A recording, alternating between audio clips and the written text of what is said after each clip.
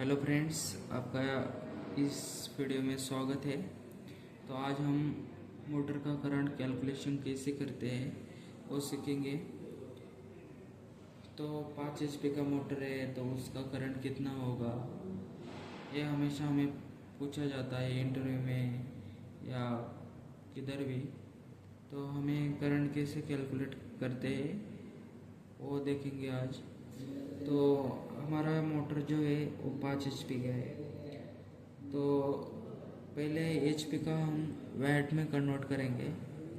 तो हमेशा याद रखना कि 1 HP का 746 वैट होता है। तो 5 HP का कितना होगा, तो 5 HP का कैलकुलेट करें तो 3730 वैट होता है। तो हमने ये HP का वैट में कन्वर्ट किया है, 5 HP का वैट में किया है। तो अभी हम मोटर की डिटेल लिखेंगे। तो हम आज 3 फेज और सिंगल फेज दोनों का भी देखेंगे करंट कैसे निकलते हैं। पहले सिंगल फेज का लेते हैं। तो सिंगल फेज, तो सिंगल पेज निकालने के लिए हमें अभी मोटर का डिटेल लिखना पड़ेगा। तो मोटर है 5 HP का, सिंगल पेज में करंट है 220 वोल्ट एंड इसका पावर रहता है, पावर फैक्टर 0.8। तो करंट निकालने के लिए फॉर्मूला रहता है I is equal to power divide by voltage into cos phi. ये जो cos फाई है वो पावर फैक्टर रहता है। तो पावर है हमारा, पावर हमेशा हम वैट में लिखेंगे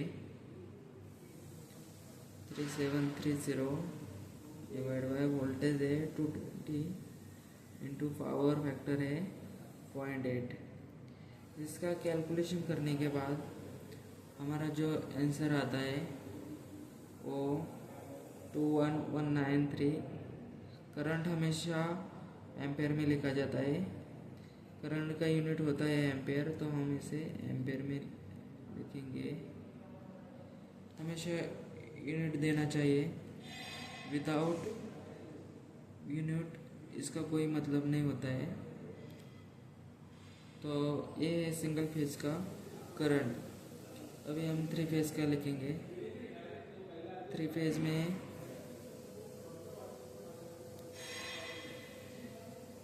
इधर ही लिखते हैं।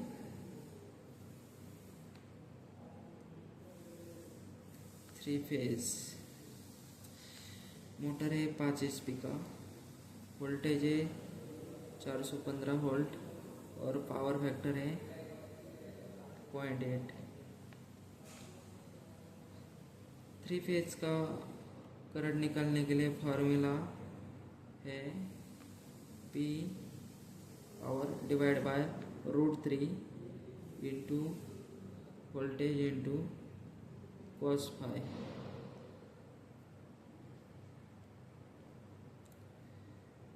पावर हमेशा हम वैट में लिखते हैं 3730 डिवाइड बाय √3 की वैल्यू होती है 1.732 इंटू वोल्टेज है हमारा 415 वोल्ट इंटू पावर फैक्टर 0.8। तो इसका कैलकुलेशन करने के बाद हमारा जो आंसर आता है वो 6.4 यूनिट इसका एम्पेयर करंट।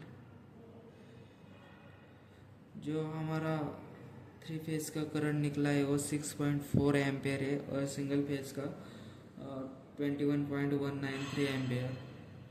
तो ये हमारा 5 HP का मोटर का करंट कैलकुलेशन है।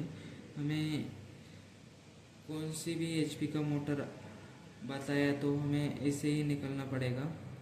यही फार्मूला है मोटर का करंट कैलकुलेशन करने के लिए।